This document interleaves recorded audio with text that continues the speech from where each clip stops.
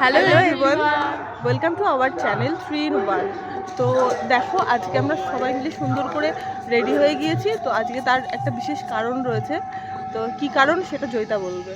তো কারণটা হচ্ছে যে আমাদের এখানে জগন্নাথ পুজো হচ্ছে। তো গত বছর আজকের দিনে মন্দির হয়েছিল, পুজোও হয়েছিল।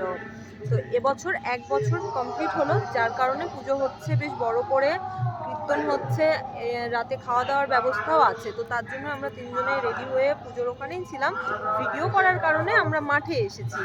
আর আমাদের পুরো ভিডিওটা যদি তোমরা দেখতে চাও, আমাদের পেজটিকে ফলো করো, আস্তে আস্তে পুরো ভিডিওটা আসবে। আমাদের কি খাওয়া দাওয়ার অ্যারেঞ্জমেন্ট রয়েছে সমস্ত কিছু আমরা তোমাদের সাথে শেয়ার করব। তো দেখতে হলে পুরোটা কন্টিনিউ করো। তো দেখো, আমরা মাঠের থেকে এখন মন্দিরে আসছি, মন্দিরের মধ্যে। তো প্যান্ডেলের জন্য মন্দিরটা বোঝা যাচ্ছে না, মন্দিরটা খুবই সুন্দর। আর এখন ভাগবত পাঠ চলছে, তারপরে জগন্নাথের স্নান হবে। তো আমরা এখন অনেক লোক আছে, এবার আমরাও একটু বসবো, বসে ভাগবত পাঠ শুনবো, তারপরে জগন্নাথের স্নান দেখবো। আর মন্দিরটা দেখো, জগন্নাথ দেব বলরাম দেবকে দেখা যাচ্ছে। আর এবার আমাদের স্নান পর্ব হবে। ओम अग्नो अयाहि दीपये गुणाय अपदातये निहोतसा चस्ये वैसी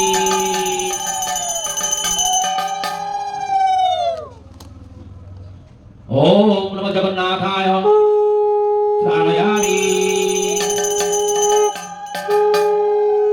ओम জলাতে যারা কারা যাবে। আর এই যে দেখো, এখানে জগন্নাথ দেবের জন্য 5 রকমের ভাজা হচ্ছে ভোগের। আর জেঠিমা এখানে লেচি কাটছে লুচির জন্য, আরও অনেক কিছু হয়েছে ভোগে। হরি হরি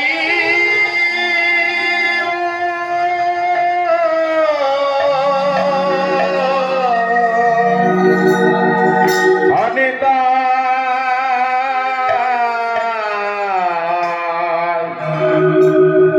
গৌর হরি